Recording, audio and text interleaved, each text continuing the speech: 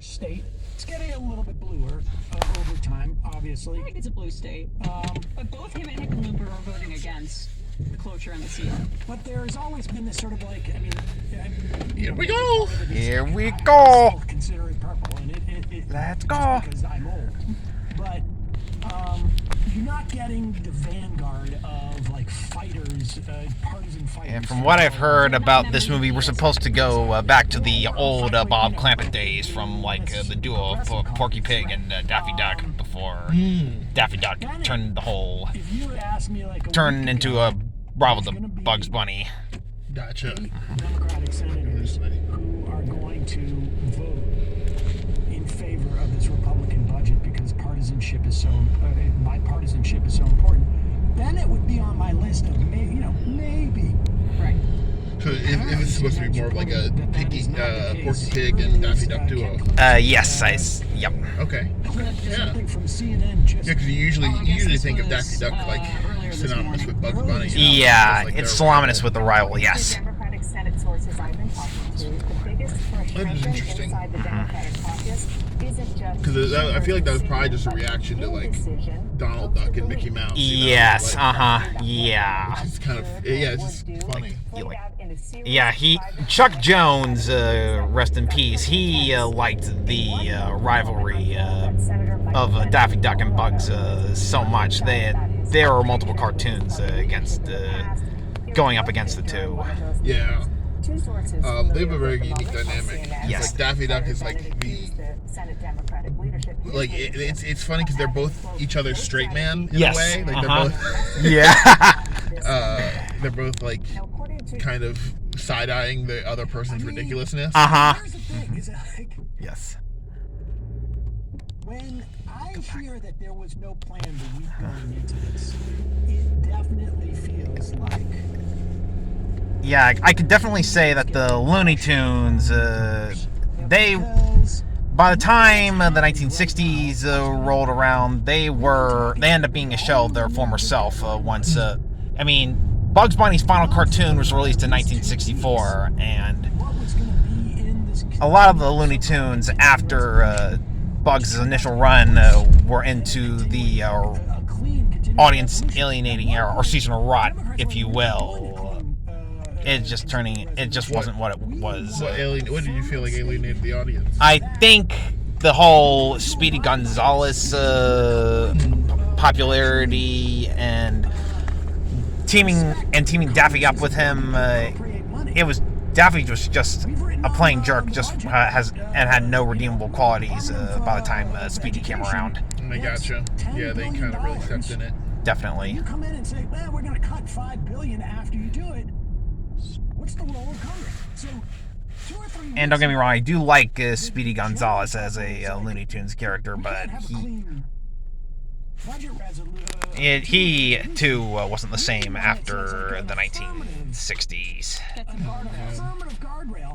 But people may not know what clean CR means, right? Which is just basically keeping the government open for a shorter period of time using the framework from the previous Using budget. the exact same budget numbers But that's not what existed in the year before. Yes, but that's not what the Republicans did here. They are trying to push it through because it helps enable Musk and Trump to It's continue even what they're different than doing. that. They're cutting basically. Washington D.C. has to cut $1.6 billion from their budget with this. They cut in other places, and you'll see it reported. I can't remember what the number was. $13 billion, which in the great scheme of things is not necessarily huge, but it's actually $26 billion annualized. They add $10 billion to defense, which is actually $20 billion annualized. And on top of which, not only did they not offer an affirmative vow that we're going to actually respect the appropriations that we're voting on now, they're on the floor being quite clear that we will not respect even these appropriations that we're pretending to make. So they're guaranteeing more cuts to this budget, basically saying this is window dressing. This just gives us the air cover to cut all of these agencies. The other thing it does, and again we have to ask if Chuck Schumer and Fetterman dislike this, given their support for their weakness on the reduction of Khalil, but fair, the Federal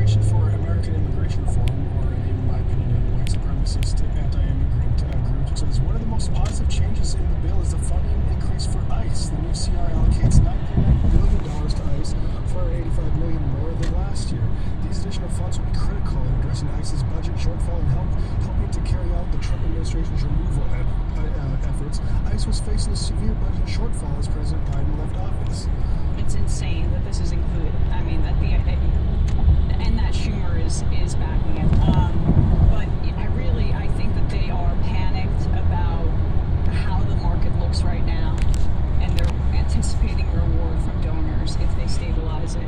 And Chuck Schumer didn't get the memo out to the rest of his caucus, apparently, that, hey, Wall Street's in my state, buddy. So I'm going to look out for that.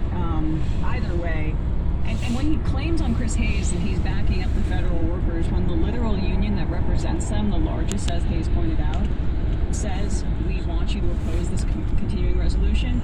I mean, sure, don't tell the federal workers what is good for them when the union is... I know, we know it's better for you. The Democrats should be sponsoring bills after this on the floors of the House and Senate named after federal workers and veterans who have been fired by this administration. But we can't even get the leader of the Democrats to listen to the union? It's astounding. Do you want to play AOC's on Tapper, or do you... Can I just take a quick break and then can I be back for that? Because we're not no freebie Friday, so... some IMs. Also, do we have that Larson speech? It is in the Slack. David J.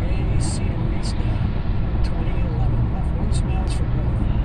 Mr. Letter, every senator I called identified as myself as a federal worker. I told them I wanted to vote. No one close or to shut down the government, and everyone I worked with did too. Oh, okay. Trav from Reno. Emma, your closing message on the Emma Journey report yesterday made me think about my own experience, about my stance on the Iraq War. In my friend group, my buddy and I were that frat guy, and we both recently apologized to our Emma for how we treated her during that time. We all know those who had the moral clarity at the time and the grace not to disown us left his best. That's fascinating. Rosen is a no on closure. That's according to Nassau County spokesperson. Can we get that? Verified? That is she was in the quiet. She's a no on closure. It's confirmed. That's great. I would imagine that means that Cortez Masto may also be a no on closure. She just won. No, Rosen just won. But Cortez Masto, I think, is not up until 2028. So.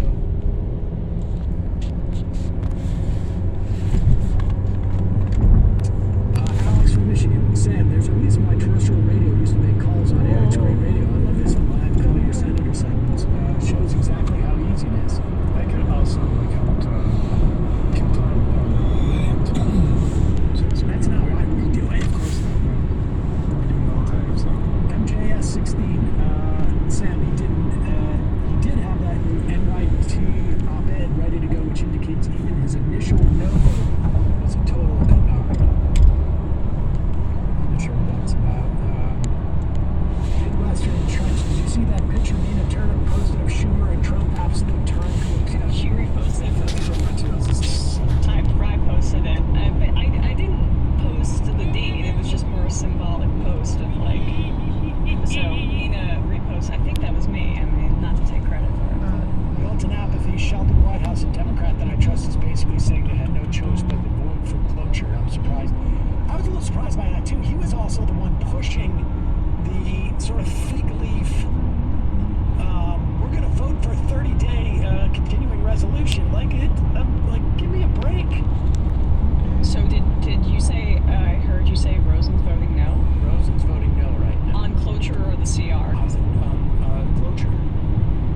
Here is Representative John Larson. This is from like 2 days ago, I think, from Connecticut, talking about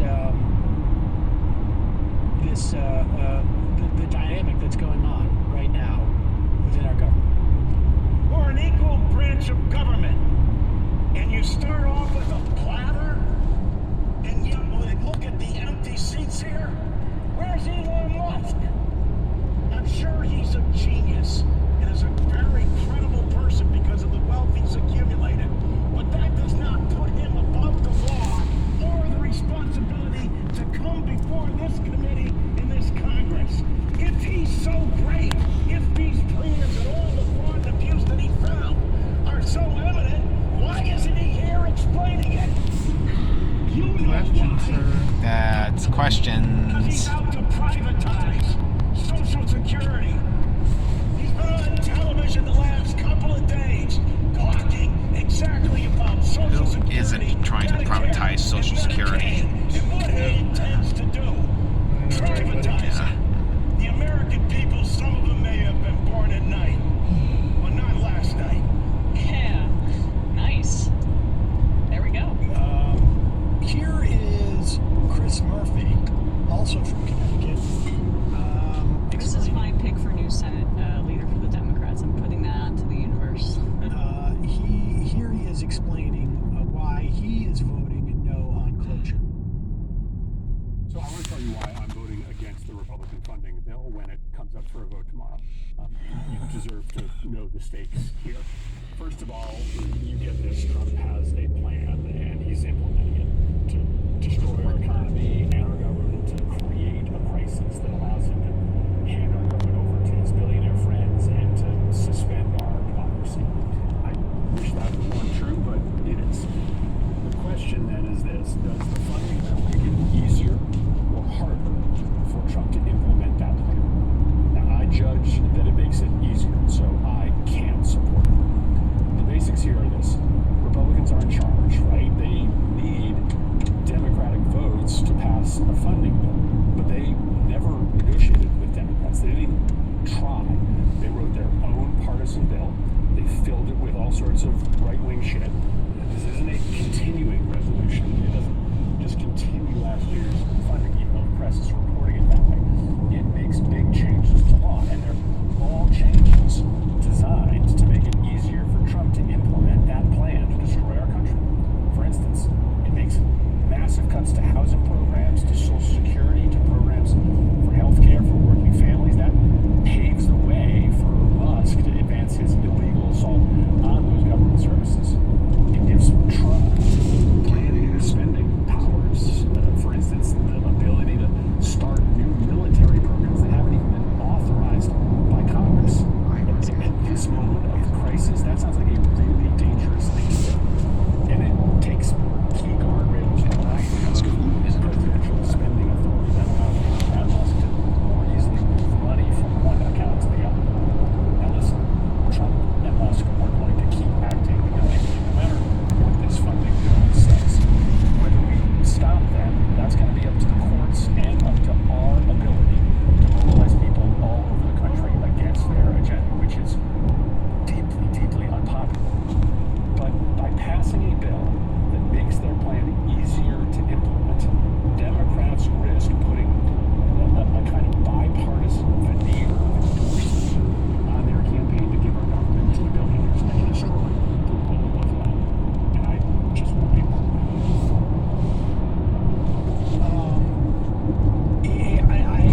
We've heard Chuck Schumer's claim on this, that he's banking on Donald Trump being weaker in September, and then somehow, I don't even know what they're supposed, I don't even know how that works, because in September, it's going to be a reconciliation bill. So there is no filibuster.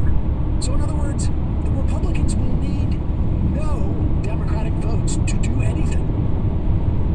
In fact, not only will they not need any Democratic votes, they can lose 2 or 3 votes. Yep.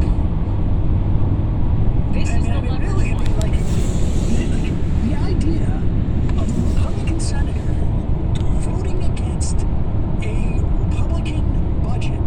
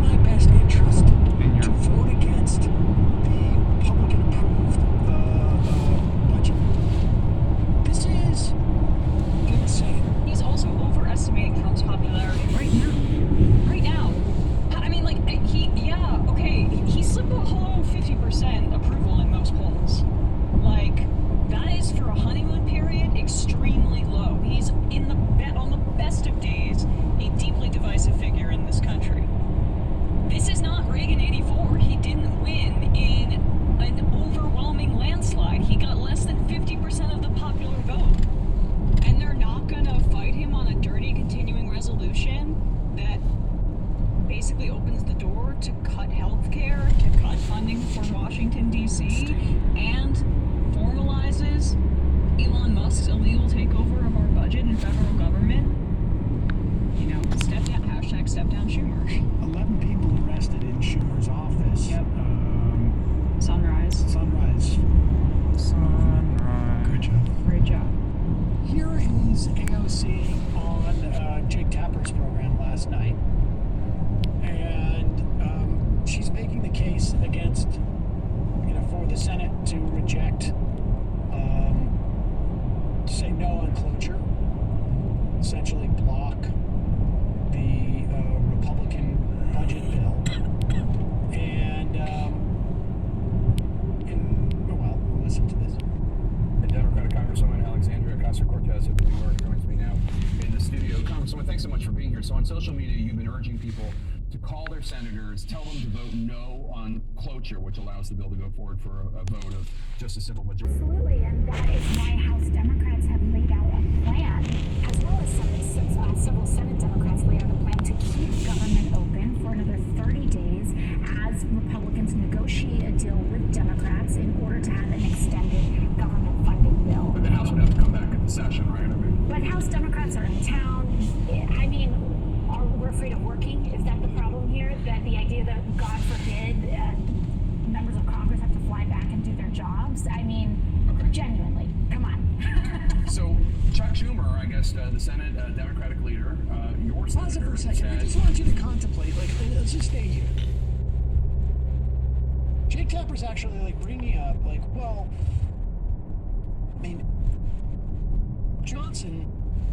Mike Johnson specifically sent Republicans home as a way of creating leverage. And Tapper just swallows that as if it's wait a second. Understand, how many people in this country are on call by, Walmart to come in for a shift that they're not aware of at any point? The idea that it is a legitimate sort of a dynamic in our government that we have a crisis, in terms of the budget, which of course was orchestrated. They could have dealt with this 6 weeks ago or 5 weeks ago. They set the date. And people have left town. Are you really suggesting you're gonna vote against this when some people might have to fly back? And just a really good look for her to be able to say that and make that case that she wants to do her job. You'd be laughing in his face. And let me just be a bit of a political nerd for a sec. What she did yesterday was expertly done. After this appearance, there was a CNN article that came out that basically previews that she is going to primary Chuck Schumer if he doesn't resign.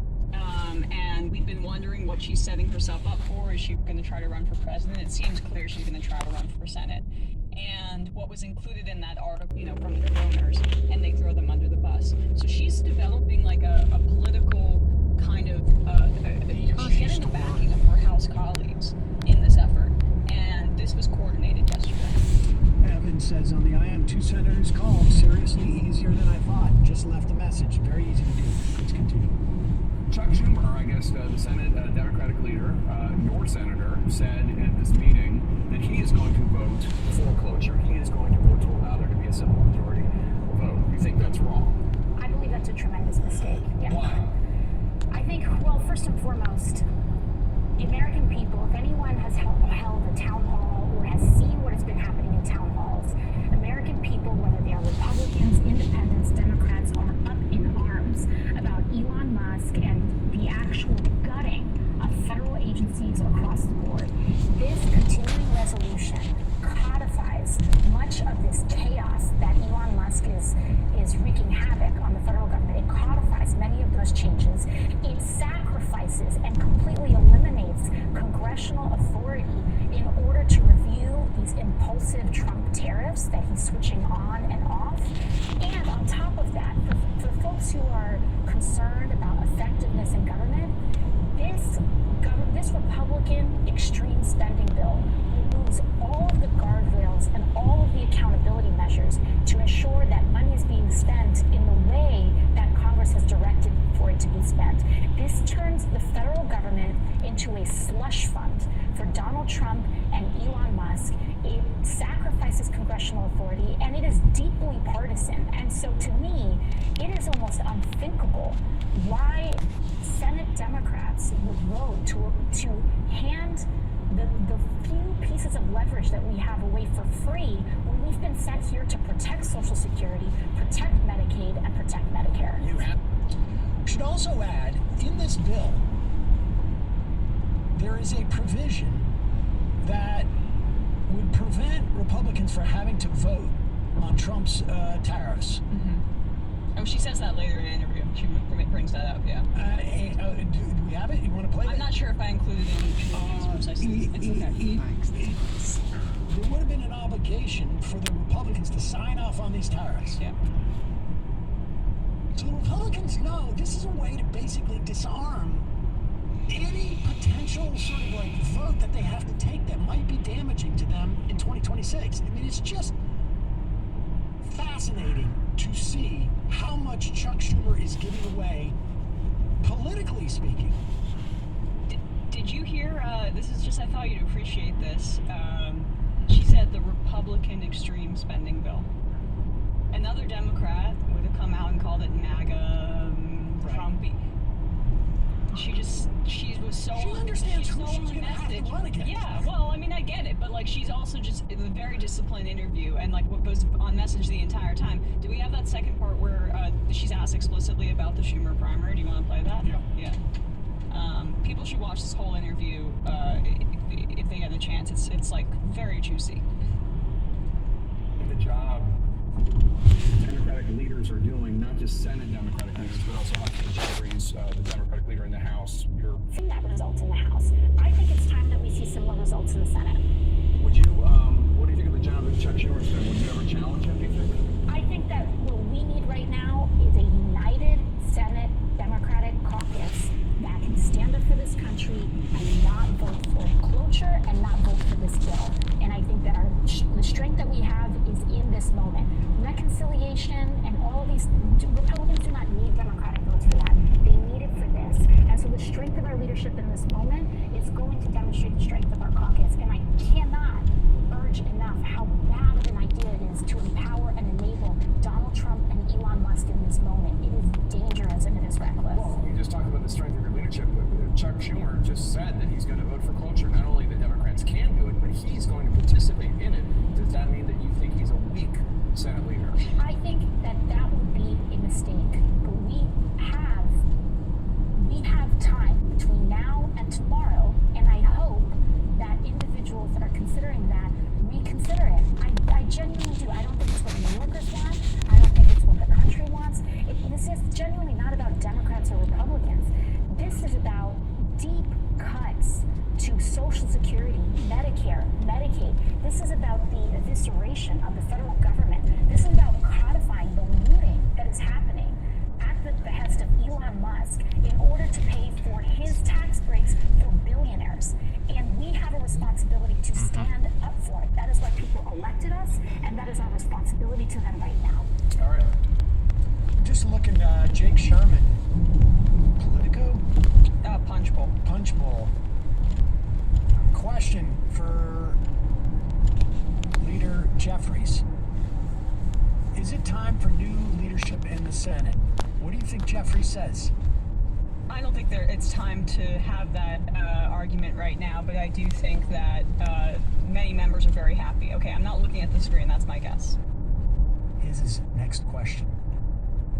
He offers zero support for Chuck Schumer. That's real. So Joe Biden would call daylight. Well, the Pass the Torch Joe little people were retweeting me, criticizing Schumer. They formally called on him to step aside. I mean, I just want to read this quote that I was alluding to earlier, that a member said that Democrats were, quote, so mad that even centrist Democrats were, quote, ready to write checks on her potentially primarying him. And now 50 House Democrats have written a letter criticizing Schumer's decision. Nancy Pelosi just came out and criticized Schumer. Now Jeffries says, next question. I don't think it's, and this is a fluid situation, but it's not out of the realm of possibility right now that this is the end of Chuck Schumer's ability to lead the Democrats in the Senate, and that they open this up to maybe younger people, someone like Chris Murphy who can communicate and do partisanship, someone like Michael Bennett who I would think would be an option. Klobuchar is probably next in line, but I do not think she would be a good choice. I don't know. At the end of the day, I don't know how he can withstand this. I mean, for 4 more years? No. This may not be the end of him, but it's probably the beginning of the end of him. He is not going to enjoy that book tour. Well, insure it. I mean, if you are in any of the areas I listed, Baltimore. Oh, don't plan to go. Go see if you can get a ticket now. It's like $40, $45. Yeah. Oh, is that right? Yeah. So Well, you know, the Baileys. Well, there's a special The guest. thing I love about the Baileys is they always pay to go to book tours. They're upper That is one of the things that they really do. They love to read, and they love to pay to go and see a book tour. Do you know who his special guest is at the New York City book tour stop? Why don't you guess? Oh, well, I already know. Who Oh, it is. damn it. Yeah, of course, it's Richie Torres. It is Richie Torres. Yes, one of the things the Baileys say is that, one, I want to pay a lot of money to see a book tour because it's so worth it. We love a book tour. And then, one of their biggest draws, of course, is Richie Torres. Because everybody loves Richie. Everybody. And he is, excuse me, I can't read my papers. They love it. Keep the audio down there. Ready? Yeah, there he is. He's yelling, "We will capitulate. We will go on vacation. We will capitulate. Bailey coin. Bailey coin. We will capitulate. We will capitulate. We will capitulate. Buy my book.